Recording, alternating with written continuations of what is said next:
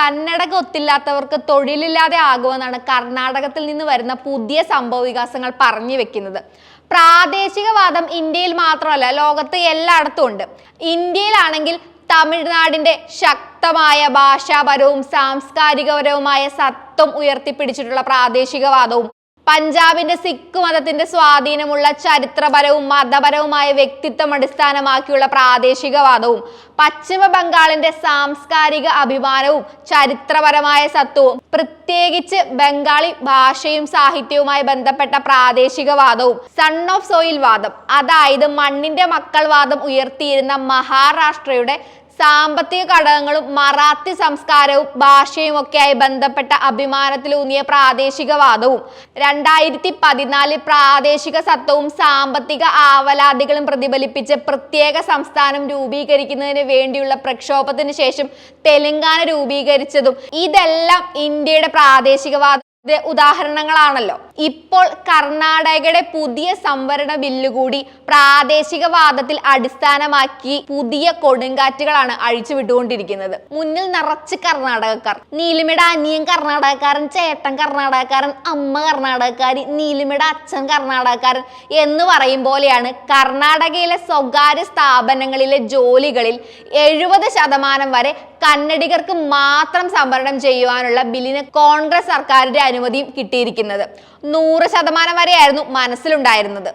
ഇന്ത്യയുടെ ഹൈടെക് സിറ്റിയായ ബാംഗ്ലൂരിൽ പണിയെടുക്കാനും നാട്ടുകാരുടെ വേണ്ടാത്ത ചോദ്യങ്ങളിൽ നിന്ന് രക്ഷപ്പെടാനും ഒക്കെ ലക്ഷക്കണക്കിന് മലയാളികളും മറ്റ് ഇതര സംസ്ഥാന തൊഴിലാളികളുമാണ് ഇവിടെയെല്ലാം ഉള്ളത്. ഇവരെയെല്ലാം ആശങ്കയിലാക്കുന്നതാണ് ഈ പുതിയ ബില്ല്.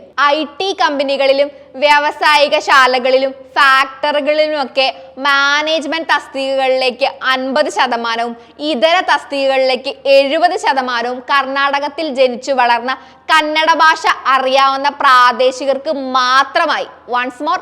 മാത്രമായി സംവരണം ചെയ്യാനാണ് തീരുമാനം. ഇതിനായുള്ള ബില്ലിന് മുഖ്യമന്ത്രി സിദ്ധരാമയ്യയുടെ അധ്യക്ഷതയിൽ ചേർന്ന മന്ത്രിസഭാ യോഗം അനുമതി നൽകിയിരുന്നു. സംഘപരിവാർ പിന്തുണയുള്ള തീവ്ര കന്നഡ പ്രാദേശിക സംഘടനകളുടെ വളരെ കാലത്തെ ആവശ്യമായിരുന്നു ഈ സംവരണം.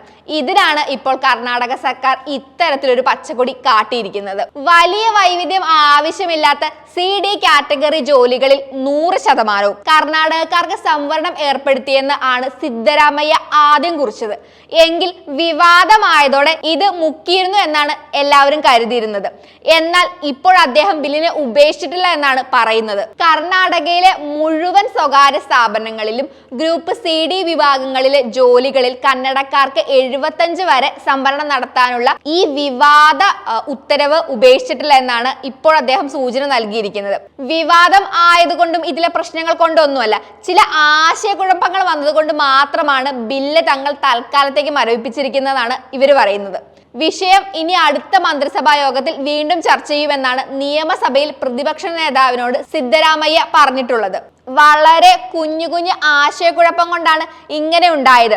വിശദമായ ചർച്ച പിന്നെ ഉണ്ടാകൂത്രേ. ഈ പ്രാദേശികവാദം ഉയർത്തിപ്പിടിക്കുന്ന ബില്ലിനെ അനുകൂലിച്ച് BJPയും കൂടെയുണ്ട്, സ്വാഭാവികം. പക്ഷെ ഇത്തരത്തിലൊരു വിവാദം ഉണ്ടാക്കിയിരിക്കുന്നത് ഇവർക്കെതിരെ വരുന്ന അഴിമതി ആരോപണങ്ങൾ വേറെ വഴിക്ക് വഴിതിരിച്ചു വിടാനുള്ള നമ്പർ ആണെന്നാണ് പൊതുവിലുള്ള ഒരു വെപ്പ്. ഇങ്ങനെയുള്ള ഈ ബില്ലിനെതിരെ രാജ്യത്ത് ആകമാനം ഇതിനെതിരെയുള്ള പ്രതിഷേധം ഉയർന്നു വരുന്നുണ്ട്. വൻകിട ബയോ ഫാർമസ്യൂട്ടിക്കൽ കമ്പനിയായ ബയോകോൺ സ്ഥാപക കിരൺ മജുംദാർ, ഇൻഫോസിസ് മുൻ CFO മോഹൻദാസ് പൈ തുടങ്ങിയവർ വിവാദ ബില്ലിനെതിരെ രംഗത്തെത്തി.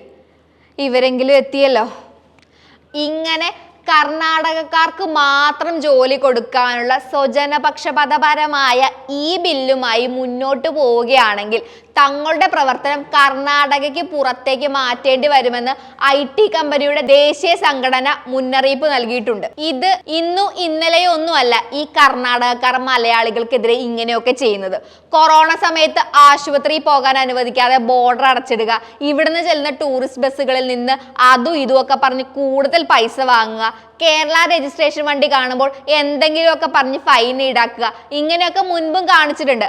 പക്ഷെ പാവാടയല്ലേ ഇട്ടോട്ടെ എന്നൊക്കെ വിചാരിച്ച് നമ്മളും അങ്ങ് വിട്ടു. എന്നാലും ഈ ചതി നമ്മളോട് വേണ്ടിയിരുന്നില്ല. എന്താ, കർണാടകക്കാർക്ക് മലയാളികളെ ഇഷ്ടല്ലേ? ലക്ഷക്കണക്കിന് മലയാളികളെ ബാധിക്കുന്ന ഈ ബില്ല് ഇനി എന്താകുമെന്നും എങ്ങനെയാകുമെന്നും നമുക്ക് കാത്തിരുന്ന് കാണാം. ബൈ.